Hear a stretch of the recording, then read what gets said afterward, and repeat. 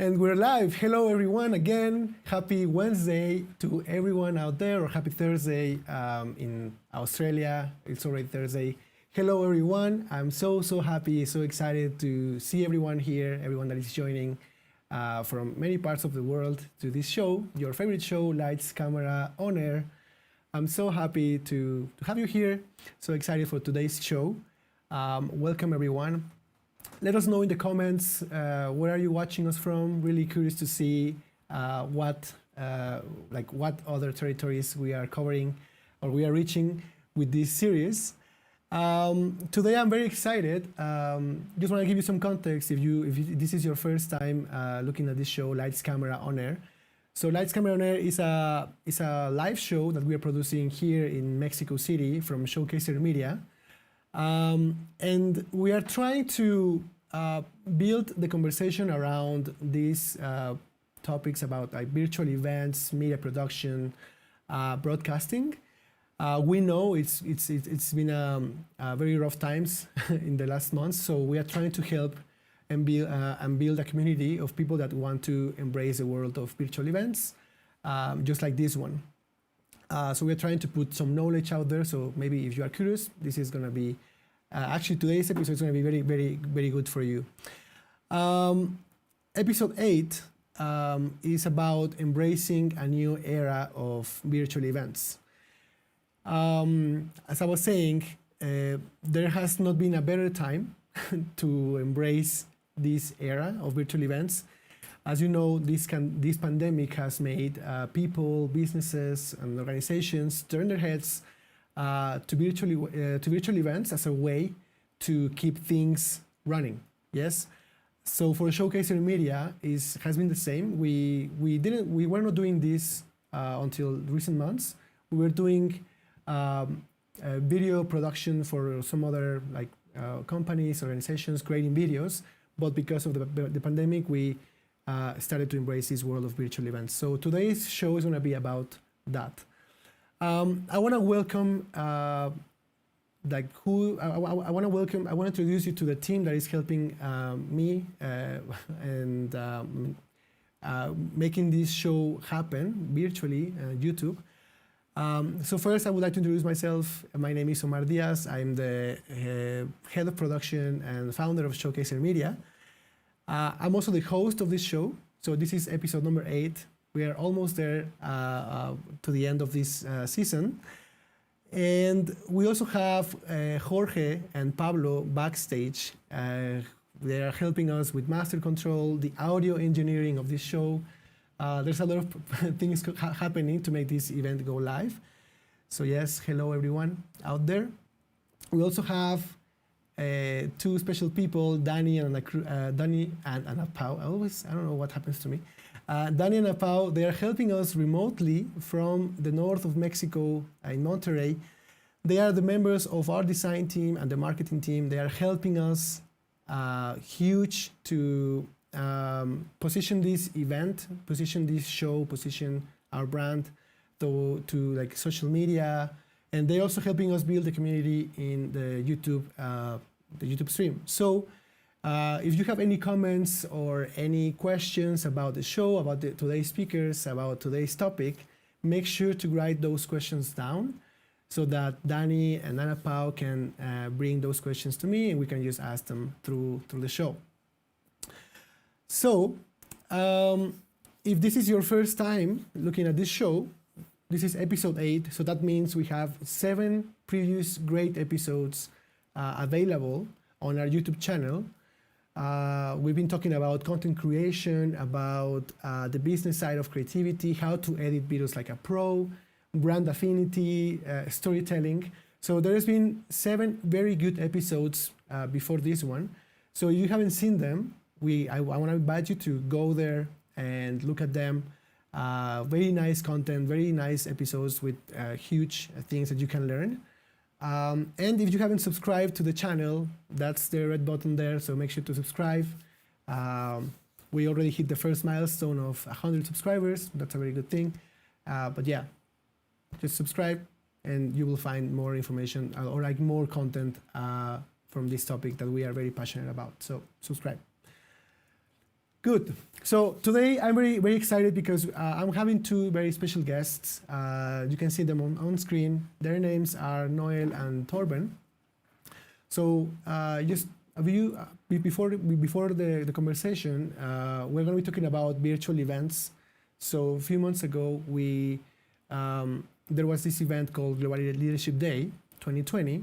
It was a 24-hour virtual event, and Noelle and Torben were part of the core team that organized this event that reached over 80,000 people for 24 consecutive hours. It was a virtual event, so I'm having them join the show so we can break down the things that need to happen so that you can do like embrace the world of virtual events. So more on that later. Let's get to the show because we have a lot of things to cover. The first thing that we have, the first segment, is called retrospective. We are displaying, we are creating this documentary with the story of Showcaser Media. So today's chapter 8 is called adaptation. And in today's chapter, we're going to be covering how did we transition from becoming a video production company to a virtual event production studio in a matter of months. And I'm very excited. This is a very nice chapter. So yeah, Jorge, if you are ready, we can just play it and hope you like it.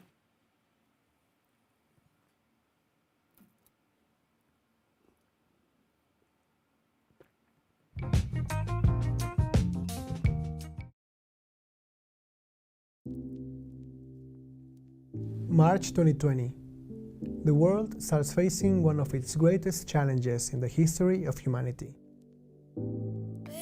In the midst of an event in Turkey, with over 300 people from across the continent, the news arrived announcing Europe has now become the epicenter of the global coronavirus pandemic. The decision is imminent. Events and other big gatherings around the world are being cancelled one after another for an undetermined time. With no events coming in the foreseeable future, it felt as if the story of Showcaser Media was about to come to an end. But then I thought, I didn't come this far to only come this far. I decided to make Turkey my home for almost 2 months. If there is something I learned as an entrepreneur, is the importance of adapting to change. And I knew this was the best opportunity to prove it. In every challenge lies an opportunity. And I started working with some friends with the goal of finding out what opportunities were out there available for us. And suddenly, we all went virtual. From webinars about photography and videography to remote video production and online courses, these were among the first options we explored. Back home, I was convinced there would be an increasing need from people to embrace the world of virtual events, for them to be able to reach their audiences and customers. This is the reason why, after a well-deserved break, with Jorge backing the team, I built a studio in my brother's apartment that would focus on the production of virtual events. Our first big project was AIESEC Global Leadership Day, a 24-hour virtual event that reached more than 80,000 people around the world. In many ways, this experience made us rethink the idea of a proper production studio, an idea that would eventually lead to this, Showcaser Media Studios. In a matter of 3 months, Showcaser Media had transformed from being a video production company to a virtual event production studio that aims to help businesses connect with their audiences through high-quality productions. Adaptability is a great asset to have because life is so unpredictable, and things can change overnight for any of us. If we fail to adapt, we fail to move forward. Building a production studio was only the first step. After producing a couple of virtual events, we felt ready to take a step further and host our first in-studio virtual event.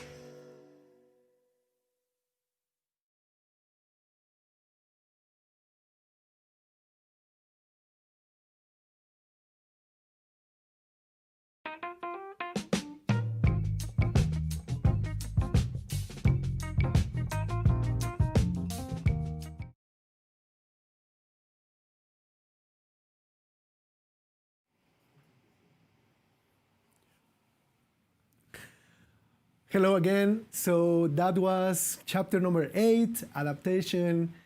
We are 2 episodes or 2 chapters left to the end of this documentary. I really hope that you are liking it. We are having a lot of fun producing this documentary for you. So, yes, the best is yet to come yet.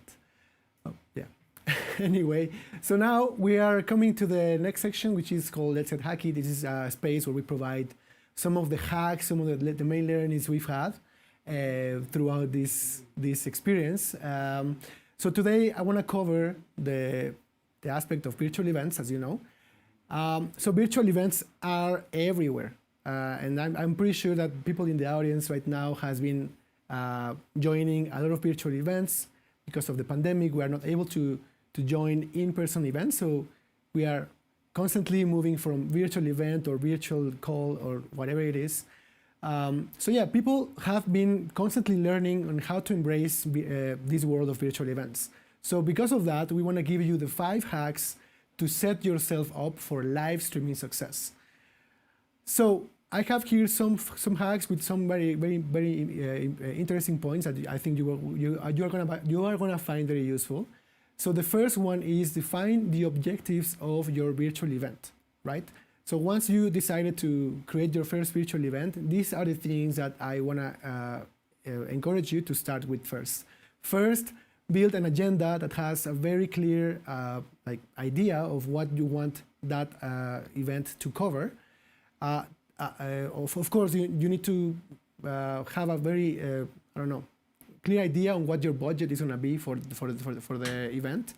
What's going to be the duration of the event? If it's going to be a 1-hour event or 5 hours or 24 hours event. If you are thinking to have speakers or special guests coming to your event, make sure that you confirm those in advance.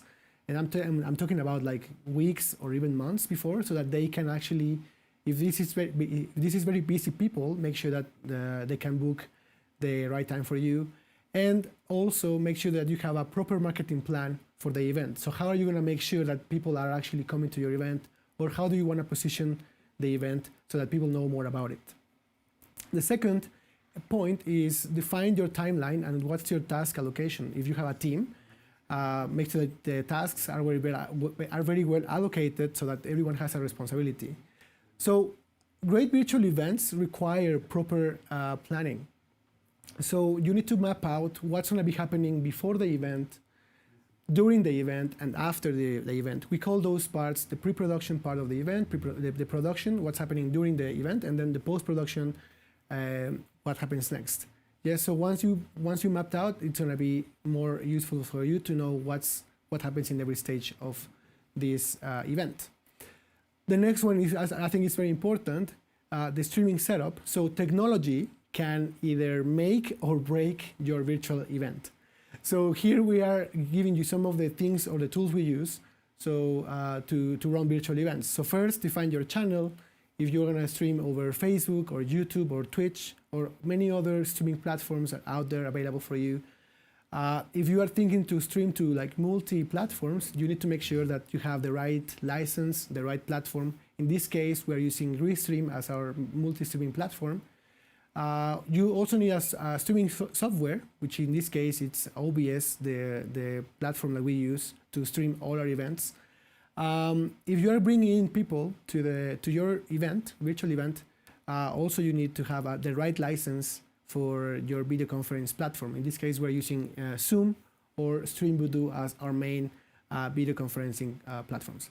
And last but not least, the high-speed connectivity. If you can be connected through Ethernet connection, that's going to make your streaming be as regular as possible. Try not to rely too much on Wi-Fi, so make sure that maybe you can be wired connected to the internet. The next point, also crucial, once you have all these things covered, the tech onboarding and the stream tests are very, very important.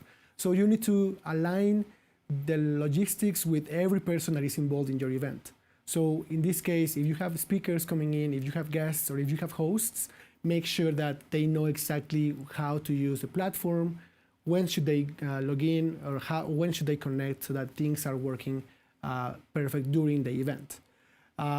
If you have a keynote speaker, it's recommended that you have some session rehearsals and that you can provide some useful feedback so that the objectives of the event are being covered. And as you know, like technology cannot always work. It has happened to us that something is happening during the shows. So make sure that you make some proper testing before, and of course a risk management plan. So if something breaks during your virtual event, you are able to solve that problem very efficiently and super fast, and then you can go back live as soon as possible. That's very important.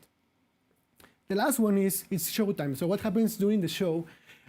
So we recommend that you constantly track your streaming health so that you know that things are working perfectly, that the streaming is sending the signal in the best way and quality possible. And of course, like, you have to build a community engagement plan for your audience. So how are you going to keep your audience like engaged? How can you make them participate in your activities or ask questions to your speakers? So this is some of the recommendations we found over the last months when producing virtual events. So maybe this could be very useful for you. And with this, we finish this hack section. And now I'm very excited because for the next section, we have the music break with our amazing, talented music duo, Drumpet, all the way from Ukraine to Mexico. So this is going to be a very good show for you. So enjoy.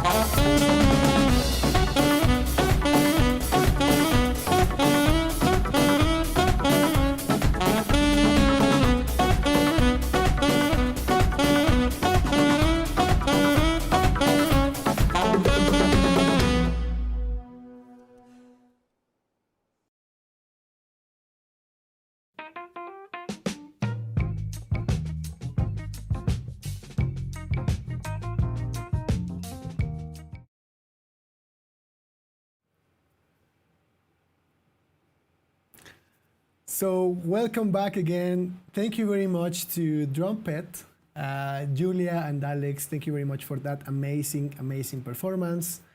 If you really like what you are hearing and what you're seeing, just bear with us because we are going to have again a new space with them by the end of our show. So then this brings me to the best part, my favorite part of the show, this space where I bring in my special guests that you can see on screen right now. Their names are Noelle Guirola and Torben Dreusicke. I hope I said it right this time. So just some context, Noelle Guirola, she is currently the Global Sales Coordinator at DHL Express in Germany. Just some random facts about her. She has double nationality. She is Guatemalan and Austrian. She's lived in 4 countries, France, UK, Canada, and now in Germany. As I told you, working in DHL Express. I'm gonna say something because her favorite show is Modern Family. So, Noelle, I'm in your club now, and she also loves reggaeton. Of course, reggaeton is everywhere in the world. So that's a bit of Noelle. Torben Dreusicke, he's a consultant at Semlar company in I think it's in the Netherlands. Torben, or in yes or no? Well, he's gonna let me know. I forgot. But he is German. His favorite dish is tacos. Ever since he arrived, he visited Mexico. I think it was last year. I know because I was with him. So yes, of course. And a random fact is that he participated in the casting of the German version of American Idol, which I think it's amazing. He's gonna tell us more about that. So as I told you, Noelle and Torben, they were part of the core team of this event, 24-hour virtual event powered by AIESEC called Global Leadership Day back in June. And this was the very first virtual event of its kind by AIESEC. And here in Showcase Media, we became media partner of AIESEC, and we managed to stream this event for 24 consecutive hours, which was crazy. As I told you in the documentary, or as you saw in the documentary, it was a crazy project for us. It was very exhausting, but it was very fulfilling at the end. I can show you a picture right here. This picture is, as you can see, it's Noelle, Raresh, which hopefully he's watching the show now, Torben, and Meet. And if you can see on the screen, it's us in the studio we built in my brother's apartment, Paulo's apartment, on screen. So this was a very nice moment because this is the moment we finished the event. After 24 hours, we were all very tired, but very excited, very happy about the outcome of the event. And yes, I don't know, it was a very nice moment for us. We were just like cheering and I don't know, huge moment. So I would just wanna see if they are right here with me. Noelle, can you hear me? Torben, are you there? Yes, we are. Yes, we're here. So what do you remember of this moment? What can you remember of this photo? I hadn't slept. I think like I was awake for like 36 hours at that Yes. point, and I don't even know how I was still standing. But actually, I remember we were still quite in a good shape for being like awake for that long. Yes. That's very true. We even still celebrated that evening. I don't even know how we made it. Me neither. I don't know. It was crazy, and just the thought of it now, it feels like it was yesterday, but I mean it was in June. But yeah, I remember it was like a huge moment for us. The first time doing something like this, and I mean I was very proud of the way we managed to stream the event from Mexico City to the world. And of course, I'm very proud of you, of the work that you did. And this is what I want to break down today, because I think there is a lot of interest out there from the audience. How can they embrace this new era of virtual events? So before going into the conversation, I just want to show just the intro video of the Global Leadership Day, just in case there is someone out there in the audience that hasn't heard about this event. And then don't worry, we're going to be talking about the objectives of the event, so stay tuned here. So let's watch the video.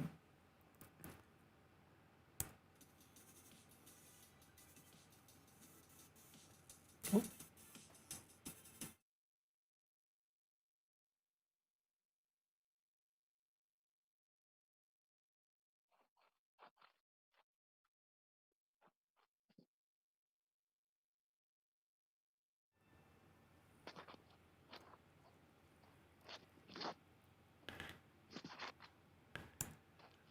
All right, so that's the intro video. I think it didn't have audio on it, so it's fine. Don't worry. It's just a very quick video. Don't worry.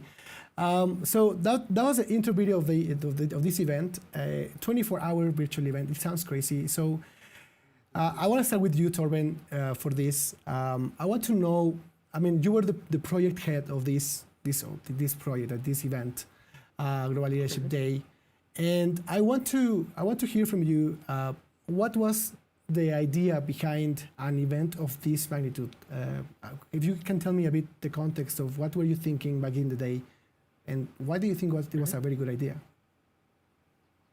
Yeah, I think it's a good question. And I remember actually back in, I think it was March, April, when this whole pandemic happened, and we were like, okay, what should we do now? Because of course, in our organization, of course, it brought a lot of changes.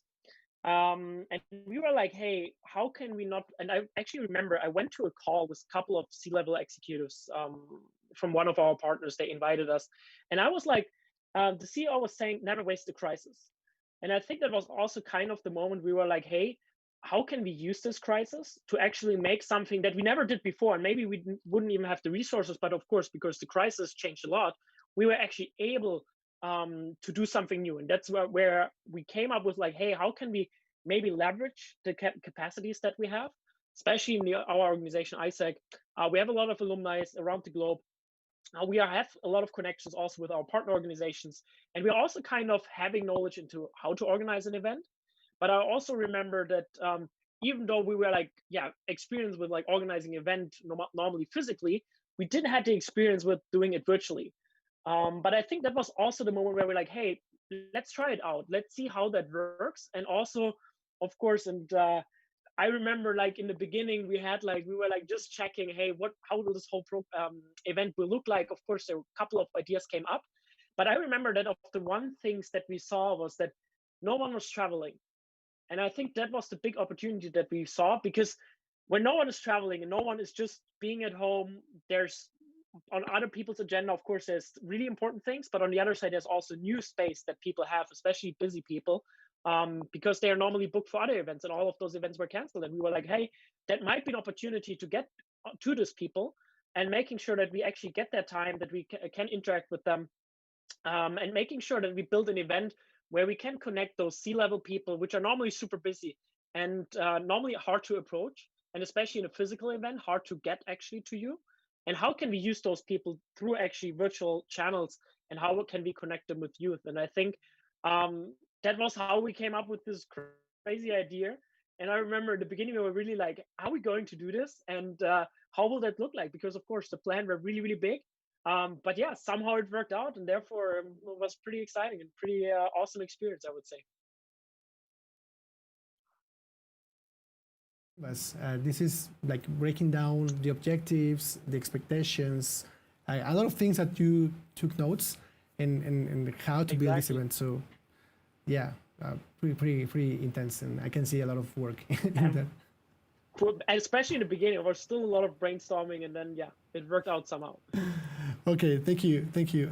So Noelle, after all this dreaming process happened, which took some time, as I can see, can you tell me what were the objectives that you wanted to cover and to fulfill with this event, and how did those translated into the agenda that you built?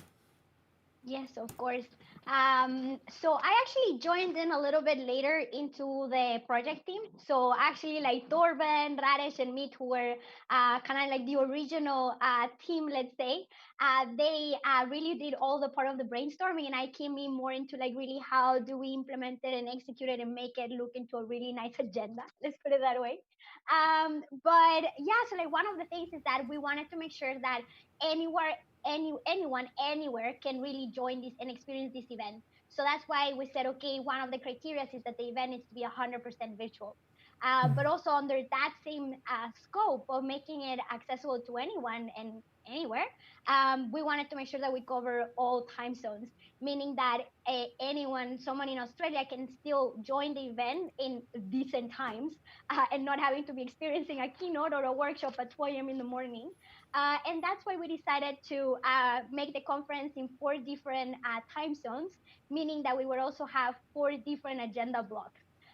And if I can describe it in a way, is that it felt like we were running 4 events on one day, and all of them had 30 minutes break in between them. So it was pretty insane. And still today, I don't know how we made it happen. But also as well, like we had people that were hosting. So we had hosts that were moderating each of those agenda blocks. So I think a lot of it goes to them. A lot of the success of it goes to congratulate them to making sure that we were really managing the agenda as well. But also more on the content. So this event was organized by AIESEC. And as you know, you also were part of AIESEC once as well. AIESEC is a youth-led organization, and we provide a platform to young people to explore their leadership potential. And I think like connected to what Torben was saying, young people being at home, normally how we are able to get young people to explore leadership is by giving them practical experiences in a challenging environment abroad. So they traveled to have that leadership experience. But everyone was at home, no one could travel. So we said, okay, how can we bring leadership or like a conversation of leadership to their own houses? And yeah, I think like that's why all of the content, all of the spaces from keynotes, workshops, interviews, everything that we had as part of the agenda were all really directly or indirectly connected to the topic of leadership and more connected to youth leadership under the umbrella that really we believe that leadership is the fundamental solution and it can be developed in anyone. So I think like that's a bit more of taking the dreaming that the team did before and really making it into a really beautiful agenda with amazing spaces and amazing speakers. Yeah, I mean, I'm showing here the before and after, how the agenda looked like the skeleton of the agenda as you were calling it, and then how did it translate into this? So I can see, of course, like the main topic that you wanted to cover was leadership, and of course I think also the agenda was the future of work, no? Like how the pandemic was gonna translate into new opportunities for young people. So I think the fact that we were going through this journey, like through this challenge all together, I think that's the thing that managed to bring a lot of people to the event. And I think it was very well covered for every specific region that we can see on screen. Yeah, definitely.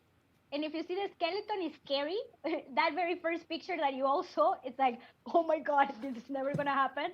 But then the last picture that you saw where you see them next to each other and with each of the topics, you're like, okay, this looks manageable. This looks manageable, but yeah, I mean, definitely one big aspect, and this brings me back to you, Torben. And I need to put you back here on screen. Wait 1 second. So first I need to have, all right, so Torben, yeah, here you are. So for an event like this, like I'm seeing this huge agenda, and I mean, there were like over 50 speakers invited, or 50 panelists, I mean, speaker and panelists invited to this show, to this event. My question for you is, for an event like this, with speakers from all around the world, how did you come up with the selection, like the profile selection process? How was it? I'm curious about this. Yeah, I think it's a good point. And I remember in the beginning, we were also like asking ourselves, and actually what helped us was just Googling it. Mhm. And there's this one thing what you always should do is like bringing up a list of speakers and then start from the top. Start from those speakers you want to have and you think are most interesting for that. Yeah. And we did that, of course. We also had already some speakers in mind. And then we were reaching out to them via LinkedIn. And I think one really, really important thing here was actually that we're also thinking about diversity. And I think the diversity aspect, especially for when you talk about such a global event, is really key. And I remember back then we also had the Black Lives Matter movement, so it was really important, and it actually was really exciting also to talk about that. I remember we were also working together with one of a good partner of us, SAP Next Gen, which also helped us actually to find some speakers, to have some ideas. How can we bring in diverse people? And I think it was tough, definitely, because there are a lot of, especially when you go up in organizations, you see that actually diversity becomes less and less. And this is, I think, you not always think about it. Of course, you hear about it, but if you're then actually looking for it, it's not even that easy to find such a diverse pool of speakers. But for us, we try to manage it. We try to find people who are as young, in their 20s. We try to find people who are quite experienced, and we also try to find like different types of nationalities, but also different perspectives, because this is, at least in my opinion, what diversity is also about different perspective on different type of problems, because then you can actually benefit from it. And yeah, that was extremely exciting. And I think you saw that one picture of the politician also. And I can say, if you ever try to bring a politician on such a show, it's definitely a lot of work, a lot of briefing, asking a lot of questions, and making sure everything is prepared for them, because they, of course, want to be well prepared as well, and want to make sure that all what they are saying and what they're also communicating actually fits to the message. So every speaker is different. Every speaker needs something else, and onboarding is always exciting. And yeah, I think it was definitely a challenge, but afterwards you get also used to it. When one person is in, then it's also way easier to also bring in other people, because then they want to join as well. Yeah, I think you mentioned back in the day that once the speakers were being confirmed, then it was easier to say, hey, we're gonna have this guest, and then people felt more curious about joining. I remember having that conversation at some point. But yeah, I was mentioning in the education segment that if you want to bring in this amount of speakers, in this case more than 50, you need to make a proper plan, like how in advance, like months before the event, to make sure that you can confirm speakers from this magnitude. So very, very interesting point for that, for sure. Yeah. Actually, I don't think I showed it, but there's this video I'm displaying now on the slides with all, like a lot of the speakers that were confirmed for this event. You can go to the website now to see all of them, and yeah, it's a huge amount of speakers. So thank you for that, Torben. So now, Noelle, that brings me to you now. I need to change here. This is interesting. Where are you? Here you are. Here. So yeah, because we have two guests now, it's more complicated now. But yeah, there you are. So let's talk marketing now. How do you position an event like this? How do you market it? How do you let people know about this event? So what can you tell me about all these marketing efforts the AIESEC, the international office, did to bring in, I think it was more than 13,000 people signing up for this event. So that's crazy, 13,000 people. How did you manage to do all this? So first of all, I want to give here some recognition to our marketing responsible and communication responsible for the event, who was Radesh Man. If anyone here is a frequent fan, as I am myself, of this show, you might have seen Radesh last week in the show as well. So first of all, I want to give a big recognition to him, because he did an amazing job, really building all these communication strategy for the event. And I want to just give you first a bit of context on how do we normally work on promoting things in AIESEC. And first of all, like we have the global office of AIESEC that are based in Canada, but we are also present in more than 120 countries and territories, meaning that we have national responsibles that are working on certain sections in each of the countries. So what we did is that in the context that, again, we cannot be engaging with young people at universities physically and having actual conversations with them about the event, we needed to put all our efforts into social media and really like working on digital marketing to promote this event. And I think one of the things that made it so successful was that we said, okay, also we need to consider that every young person gets attracted in a different way, depending on where they come from, also their backgrounds. So a young person in Algeria will not be attracted the same way to the event as a young person in Germany.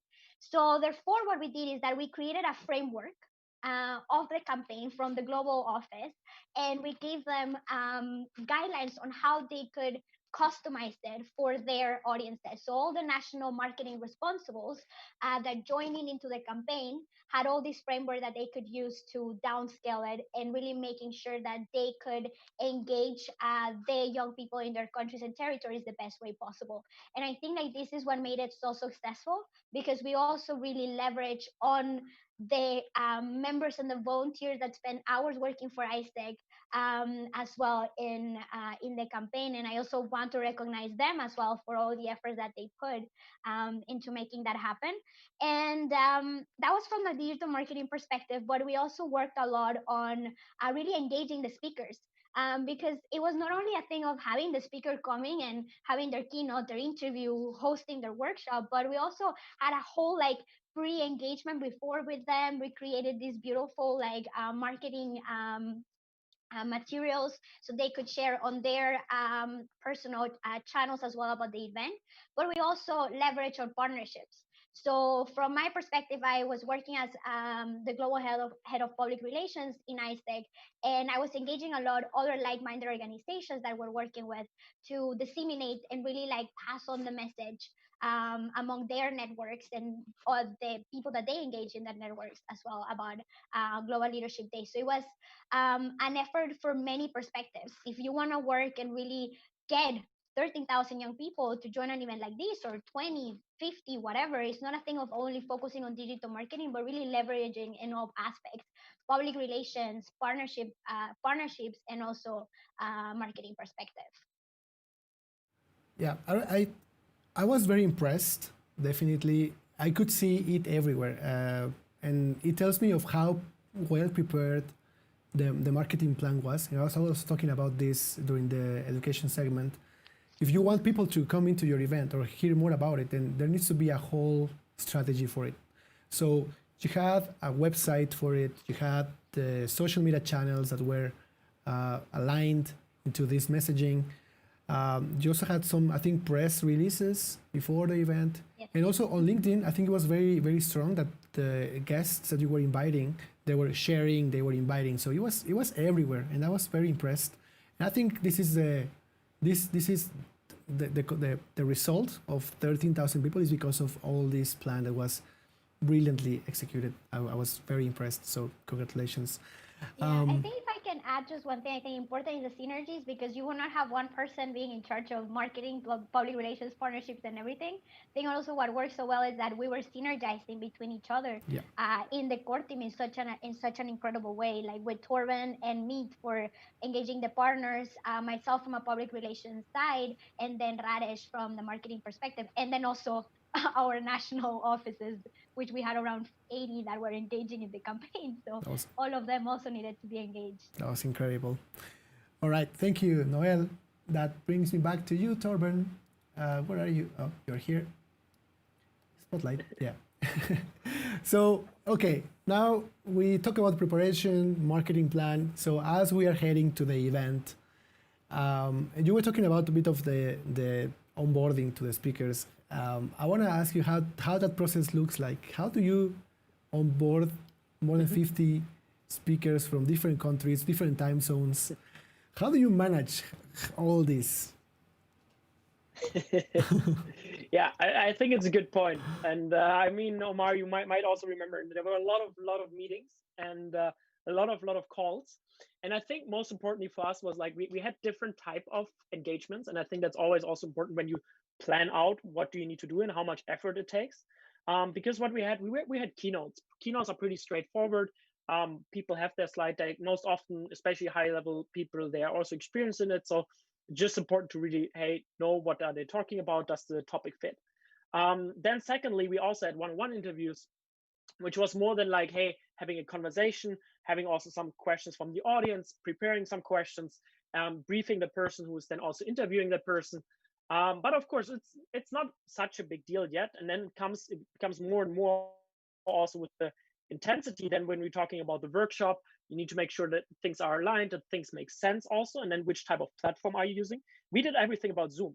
And we then streamed it over social media. So the interaction was limited, and especially for people that they not necessarily know, hey, how will that look like? So you need to give them some guidance, making sure that you discuss about what will they talk about, can they interact, giving them some tips. And then I think the fourth part was the panel. And for all the people that are trying to plan a panel, it can be extremely beneficial. You can bring in high-level people there. If you have one person there, it's also pretty simple then to bring another high-level people there. But of course, it's a lot of work. That's something you should not forget, because you need to have a moderator, you need to prepare questions, trying to find a call where all of those people can also make it. And then, of course, if you have different time zones, you should have a preparation call with them. And I think, Omar, you remember having preparation calls with people from Europe, waking up early at 5 a.m. Is definitely a challenge, but it's also then quite good, because then you make sure that the quality is set and also their expectations are set as well. Yeah, so in your case, it was more about aligning expectations, everything. But in our case, in the Showcase Media, we were trying to make it easy for every speaker to understand all the tech aspects. Like you're going to get an invitation on Zoom, the connectivity, how can, like very minor tips that can guarantee better quality coming from the calls. As you mentioned, we were using Zoom. And there is like some minor tweaks that you can do to the Zoom platform that will enhance the quality of your call. So yes, I remember these calls at 5 a.m., even earlier, or even later. But of course, thinking that about that the stream we wanted to offer could be the best quality possible for everyone. So I want to show here. This is just a screenshot that you sent me for.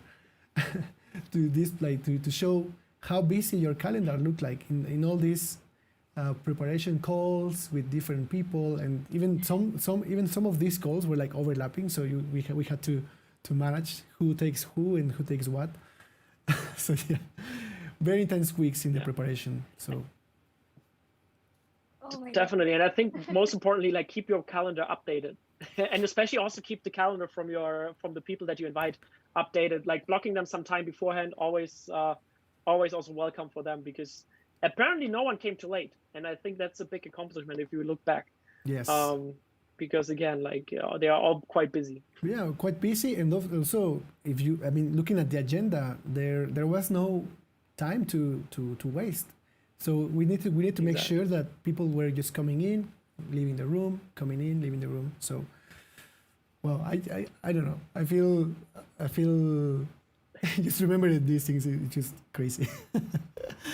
Okay, so Noelle, I want to talk about something very interesting, which is the hosts, the role of the hosts, and I definitely need some of your advice for that. So, hosting this show, hosting an event.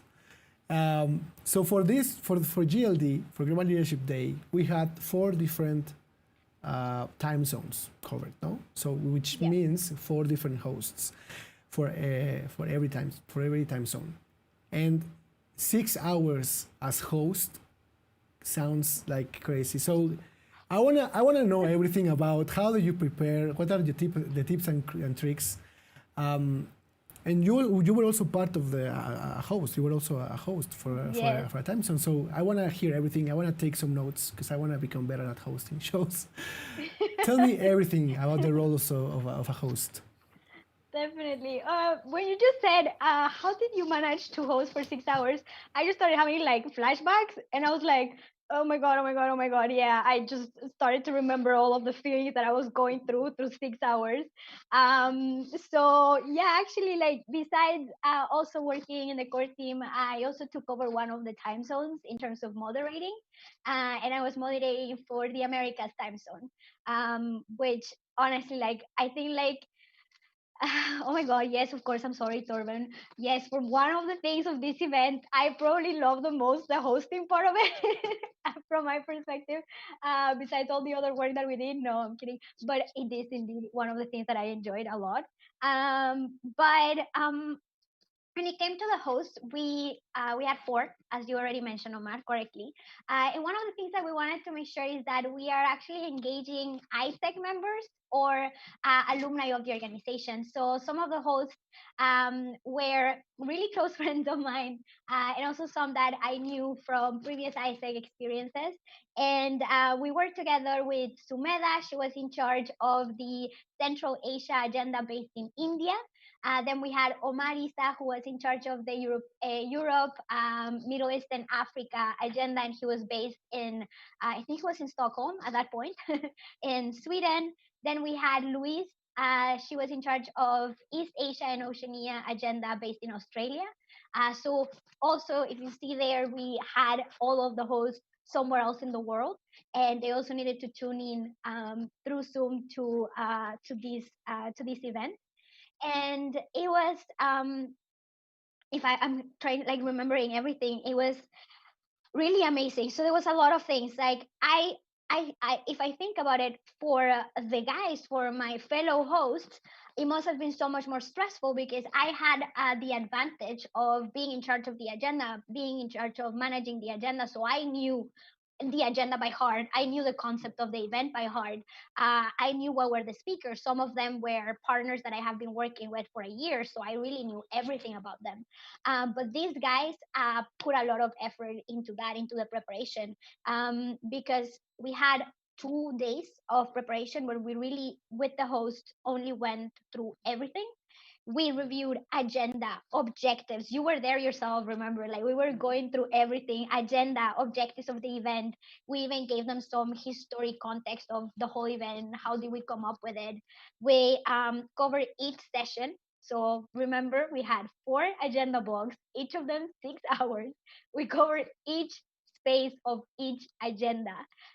So everyone is aware of it. So as a host, you're able to really bring a nice flow between space to space, keynote to workshop, make the connections between each of the topics. And then we reviewed all speakers. We went through all of the details of the speakers, requirement that the speakers had in terms of how they want to be introduced. Um, and then we also had some brainstorming on how can we as hosts really make this the most engaging possible. How can we also really utilize our roles the best way possible. And yeah, I think like that was preparation was a lot. When I think about it now, I feel for my fellow hosts having to really go through all of these, but I think like all of us really enjoyed it a lot. And in terms of tips, so when you were, I remember when were having the conversation of this question, it was I was like, okay, oh my God, this was the first time that I was doing an event, a virtual event like this, like moderating and hosting like this. So I actually started writing some of the hosts and like what are the things that you remember that are really important and you will suggest to any future host. And I think like some of the things that we agreed all was that it's so important that you know the history, purpose, objectives, idea of the event by heart. If I wake you up in the middle of the night and I ask you what is Global Leadership Day, you can tell it to me by heart. That's how you need to know it, definitely, because you are the moderator. You are the one that is really guiding everyone through the journey of this event. So if you are not able to really connect the dots, reinforce messages, etc., throughout the event, then the people are not gonna get it. Like they are not gonna get the whole context of the event. Then doing your research, do your research, know your partners, know the spaces, know about the topics they will be talking about. If someone is talking about sustainability, youth employability, digital skills, get yourself informed about that. So then you're not only interviewing the speaker, but you are engaging in conversations with them throughout the event. And that is extremely important. And then I think like bring your own personality.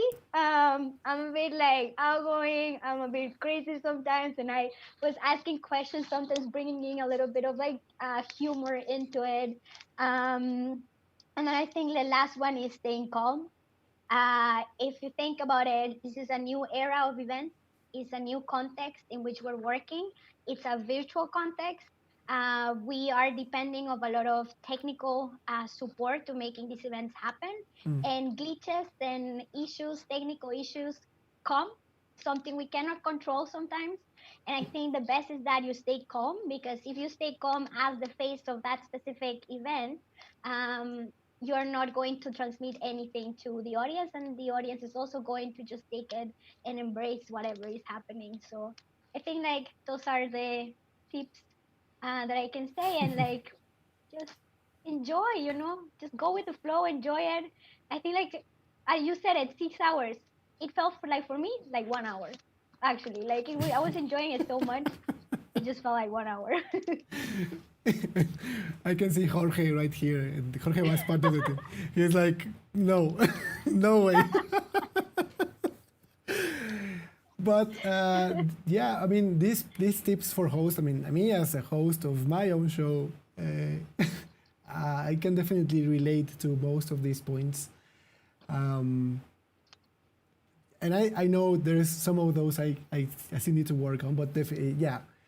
A lot of the things I learned because of Global Leadership Day, as the producer of the show, I mean of the event, I'm bringing into this show, like the host, the bringing in speakers, preparing for every episode.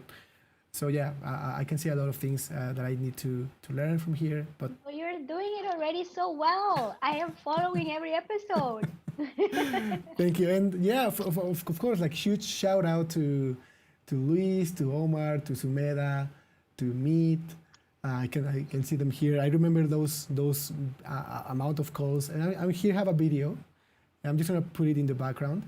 And as I mean, we've been saying this. This was the first time we were doing something like this. It was we were all going through a different journey. Like the hosts preparing for their times, like for their let's say segments. For us, I mean, for you, Torben, Noelle, getting things ready, preparing the platforms. We were also discovering how to use Zoom at its best. So here I'm just putting a video where we were just like learning how to use the breakout rooms, because we need to find ways to allocate the speakers as they were coming in, they were coming out. So it was a very nice and like fulfilling experience to, like, we were all learning at the same time. And I think, Yeah. I mean, this show is for that. Like, we want to make sure that people know out there that yes, it's difficult, but it's possible, and you are learning, and that's the fun part. You are learning, you have a team, and we are all going through the same journey, and we are very excited to Yeah. go through this together. If I can just say something that it's just a funny anecdote. At work right now, like I work as a sales training coordinator at DHL Express, and I am considered an expert in Zoom right now. And now that I think about it, it's all thanks to Global Leadership Day experience with like really testing everything on Zoom, that I know how to use Zoom so well now. So everyone at work that might or might not be watching this is why I am so good at Zoom now. Yes, a Zoom expert. That should be added to your CV. All right, thank you. So yes, that was really. Oh, I just closed my slides here. Okay, sorry for that. Torben, now that we are during the event, I'm just gonna spotlight you here. Okay, you are here. So the event is the event happened already. So we was all about the execution side of it. Now, what can you tell me? What were your top learnings and discoveries from this project overall? I think in general, like there were a lot of learnings, but I want to summarize it for three major learnings. And I think the first one I already mentioned in the beginning, and this is true, I think, for everyone, and I will try to push that outwards, is like every crisis, or never waste a crisis, because there's always an opportunity. And I think this is kind of a thing that will now stick for me forever.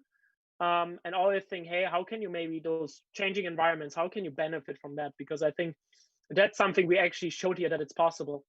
And I think the second one, and I think that's also a big shout out to you, Omar, but also to Noelle and all the other people that also worked on that project, is to really find people that support you, and especially find people that are better in things than you are. Because I'm really impressed. Like on one side, Omar, you helped us a lot with the technology, where I had no clue at all. I wanted at the beginning, we were like, yeah, we'll just manage to do that. I mean, shouldn't be too difficult. But in the end, it was really helpful to have you there, because I'm pretty sure I could never have done that. And also now, like having this experience with like agenda management, and we had Meet and also Camilo helping with the sales, Raj with the marketing. So in the end, I was feeling like I didn't do that much. So I was just like trying to keep everything together. But apparently, I was not necessarily in one thing super talented. And I think the only thing that a big learning here is really to find those people who are better than you in certain things. And then just like as a project leader, it's just to keep it together, making sure that you help out the different things, and then giving like the responsibility to those people. And then I think the third thing, and this is especially I think for the audience here, is if you go into virtual events and if you're interested in that, use it, because technology enables this extreme exponential growth of reach, which I think if we're now looking back 10 years ago, we would never have accomplished that. But now seeing how many people we could reach with this event and how much resources we need to put into that, it's extremely, like, we were not such a big team, right? And we were able to reach so many people. So use that technology, think how can you take it for your benefit. And I think once again, it showed how much technology changed and how much you can leverage technology. And I think those were definitely the main three topics that now being still in my head, and I will keep for the future.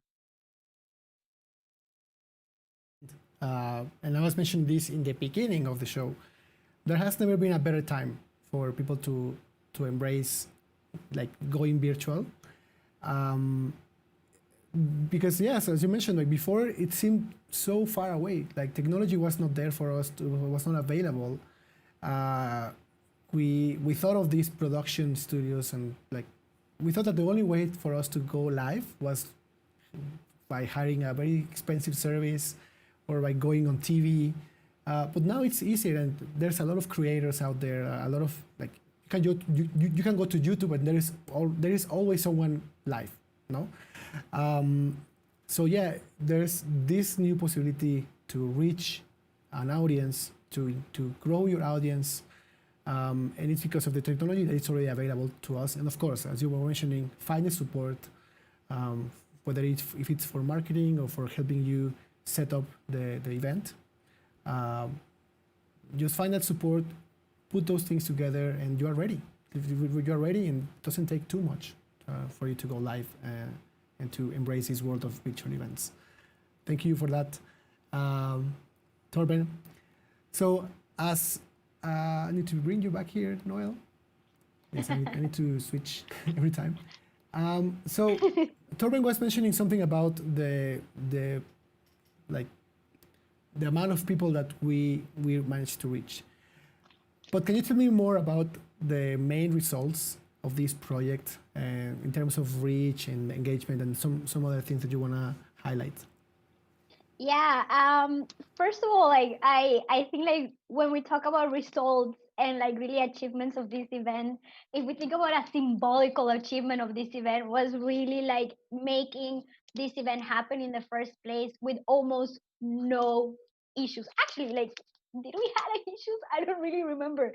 It all went so smooth and so perfectly. Like we didn't think that this is going to be that way. That was already like a huge achievement. Really, like going through a 24 hours event with no, as Torben mentioned, I think in one of his points, none of our speakers was late. Also, even with their sessions, we were keeping on track with the agendas. We did not delay at any point. It was extremely amazing. So that already was a huge achievement in terms of organization and coordination of everything. But if we want to talk more about numbers, let me get my spreadsheet out and let me talk to you about that. In terms of numbers, the event. There is a like infographic that I found on the report with Oh, the yes. numbers. So if Thank you. yes, Yes.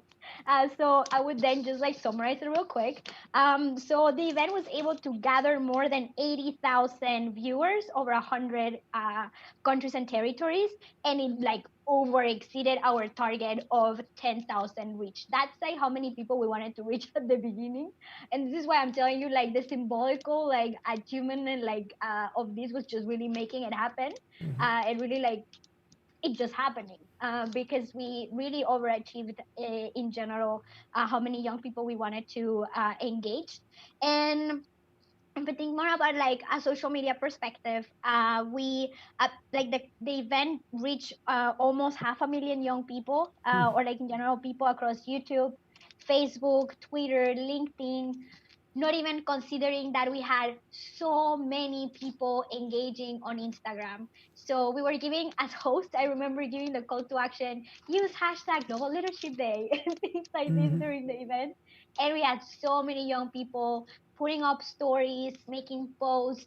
Even like I remember seeing some of the stories, and there was like people like summarizing their learnings from a keynote, from a workshop. So all of those things that are not numerical but are also things that shows you how successful this event was because people were engaged. And some of I remember we had that gold attendee of the event that was almost from the beginning until the end engaging throughout the four different time zones. I was like, you have been in the beginning with us since we started. You've been awake for 24 hours with us. So that was also really incredible. Then, of course, young people were able to interact with over 50 speakers. We had CEOs of large corporations. We had heads of NGOs and also influencers. We had politicians. We had Minister of New Zealand, the Minister of the Arab Republic of Egypt. So it was really, really incredible in terms of like the people that we had bringing their expertise in terms of entrepreneurship, sustainability, diversity and inclusion, etc. And also like I think when we talk about as well on like tangible results was that we asked also our viewers and the people that attended if that they had the chance to attend Global Leadership Day again, would they do it, yes or no? And 90% of the people that answered to our surveys said that they will attend again a Global Leadership Day. This was also a big thing for us because it showed us that it actually resonated really well with our audience and with the young people. And also that's also I'm so happy that well, partly sad because it's not going to be us there again at the event, but also really happy because the next generation of people in the AIESEC offices are going to be hosting Global Leadership Day again, and this time in 2021 in April. So if you missed it, or whoever is watching today, if you missed it back in June, I invite you to attend in April. If you loved it and you want to experience it again, you can go and also join in April. So yeah, I think like that's it. I'm displaying the information for people that are interested. So yes, there is already confirmed that Global Leadership Day 2021 is happening in April 16 and 17, 2021. You can already go to the website globalleadershipday.com and subscribe so that you can get more reminders in your email of who the speakers are going to be, etc. So I'm very excited for that. And I mean, I think we were surprised. We found out until later, like these overall results, no? And as you were mentioning, you knew that there was a possibility to reach an audience out there, but I think, as you mentioned, like we surpassed that number. A lot of interactions. The audience was very good. For us here at the studio, that we went through all the sessions because we were there. I mean, a lot of good content, great speakers. The panelists, I mean, I think it were 6 panels overall, if I remember correctly, for like all the time zones.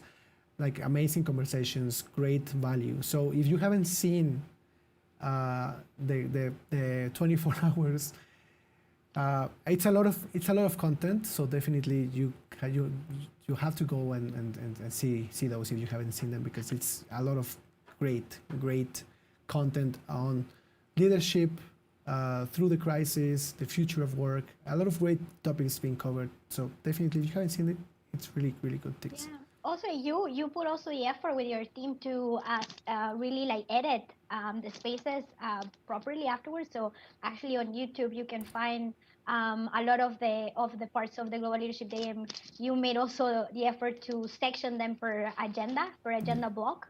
So whatever region you feel most connected to, you can go and check that out. I recommend you the Americas region, just because I was hosting that one. But no, you can go check all of them. Yeah. I mean, all of them were good, but Americas was, I mean, was very good content as well, for sure. So, I mean, I don't see any questions coming from the audience, but if there are some questions that you want to ask, put them right now. We have a few more minutes left. I mean, I didn't prepare this question, but I'm just curious to like, what's your piece of advice for both of you? And I'm just going to put both of you here. Or what do you take away from this overall experience, both of you, Noelle and Torben? I don't know, Torben, what do you take away from this? It's good to work together with Noelle. she always questions you. No, it has been a lot of fun, and I think this is also kind of the most important thing. And I remember I was talking with Nikola Likov, and the funny thing was, he was like, he was one of the speakers, and he was like, you know what, just enjoy the whole process, because of course you are before that event, you are extremely like nervous. You're like, hey, will everything work out? How will it work out? But he was like, you know what, guys, enjoy it. And I think when he said that to me, I started to enjoy it more and more. And I mean, now I remember you showed a picture in the beginning, like afterwards you were so happy. And even now that we connect now again, talking about this topic also showed how much impact that somehow had on us. And I think it's always good to think back. And I mean, if you ask me in 50 years, I will still remember that one for sure. So I think for me, enjoy it and try things out, fail, hopefully not. But if so, then try to adapt and make it better. Yeah, but even if you fail, there's a lot of learnings from failure. It is like it is, yeah. Noelle, what about you? I think like I wanted to say the same thing as Torben, definitely, because even you were saying like, yeah, we were happy in the picture after it, but I remember we were happy throughout the whole 24 hours, even though we had a lot of lack of sleep. We were enjoying it so much, like in the waiting room with the speakers, having conversation with them, just really like embracing the whole experience. And I think like I want to reinforce, so my message will be reinforcing one of the points that Torben said in one of the questions, and it was that from every crisis, there is an opportunity that arises from it. And I think like this is something that I'm not only taking into from a professional perspective, but it's also something that I've been taking into my personal way of like handling this uncertain context that we're living in today. That from all of this, there has been so many opportunities that have risen for me, and I think like that is also something that is incredible. But also like another thing, reinforcing we're so aligned, Torben. Oh my God. Another point that Torben said was that really like play with your strengths, really know what are you good at, and really like work with people that are also not good, or like they have then expertise in something that you are not maybe that experienced in, and really build on and really build like a team of stars that really complement each other and bring a perspective and angle to every point of this event. Because as we mentioned in so many of the questions, an event like this really covers so many areas, and you cannot be an expert in all of them. So it is important that you really like acknowledge what are the things that you are good at, and as a project manager, you really like build up your team in a way that you all complement each other to make this project happen. That was really good. And I don't know if I can say about my experience. Yes, I've been saying this for the whole series. Just there's tools, there's options for you now to reach an audience, which is very hard in these days. There is no in-person event. There is no possibility to gather a big group of people. So make it easy for you. Just embrace the world of virtual events. It's very exciting. You learn a lot throughout the process. We've learned a lot again, but it's in the learnings where you add this all this up and then end up with something like this or a virtual event like Global Leadership Day. So thank you very much. I don't see any questions coming from the audience. We always have a very shy audience, or maybe the information is very clear. I like to think that as well. So I'm having here Noelle, Guirola, Torben, Dreusicke. You can find them both on social media, LinkedIn or Instagram.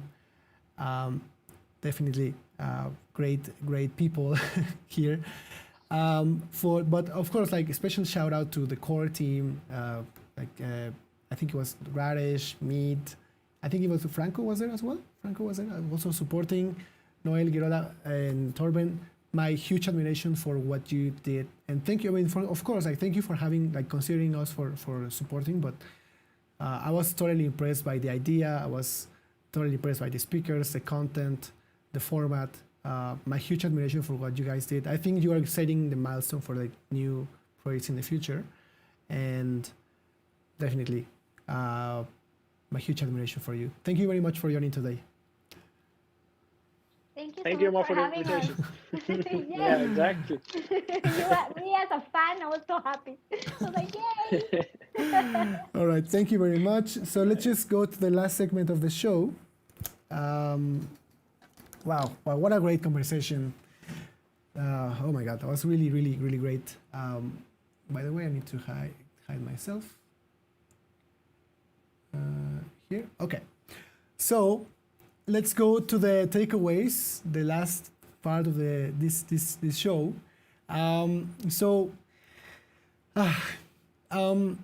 The first one is, in every difficulty lies an opportunity, and Torben said it in the best words, like never waste a crisis. It may have been very complicated back then when the coronavirus pandemic emerged, and it was very complicated times, but you can either take that as a complain about it or act upon it. So in Showcasing Media, we embraced the change, and we transformed from being a video production company to become a studio where we're producing virtual events. And so far it's going very well, and we're actually doing our virtual event. We built our studio, I don't know. So never waste a crisis. We'll be talking about virtual events today, and definitely great virtual events like Global Leadership Day require proper planning. So we've talked about the things that need to happen before the event, during the event, and after the event. So consider every stage so that you can have a very successful event. And yeah, virtual events should not be treated as digital equivalents of physical events. So there's things that you need to consider that are different from an in-person event. So make sure to have those things mapped out. The next one is think about how to keep your viewers entertained throughout your online event. So in our case, for this show, we are having different segments, and we are trying to keep you engaged throughout all of it. But of course, in Global Leadership Day, we had a lot of speakers, panels, different formats, different time zones, different topics. So that was a very good way to keep our audience engaged throughout the event. Then something that Noelle mentioned, which I think it's very important as well, is the promotion of the event is key. If you want to bring in a lot of people, if you want to make your event be very hyped, you need to have different ways to make people know about the event. Social media, a lot of content that can be put out there so that people know more about it. And then when the event comes, people get ready for it, and then they show up. And if you are an event organizer out there, if you don't want to put your hands on technology, and Torben mentioned it, like find the right support in things that you know you are not as talented. So if you are very good at project management, then make sure that you are bringing in those pieces that will add to the big picture or your big puzzle. Yes. So ask for help, whether if it's for marketing, if it's for technology, for logistics. Ask for help, and by having those right elements in your team, you're gonna be able to have a successful virtual event. So thank you very much. This is the end of the show. Thank you very much for everyone who joined us for this episode number 8. We are 2 episodes away from finishing season 1. We're very excited. We want to let you know that next week we are not going to be having this show. We are postponing it for next week because next week we have an important project that we need to that is going to take all of our week. So we decided to postpone it for in 2 weeks from now. We'll let you know more details about it, but yes, we're also taking a break. It's a bit complicated to come up with all the elements of this show. So wait for us in 2 weeks' time. So yeah, I'm very, very excited for episode number 9. We'll let you know more details about it. Again, thank you very much to you for joining us.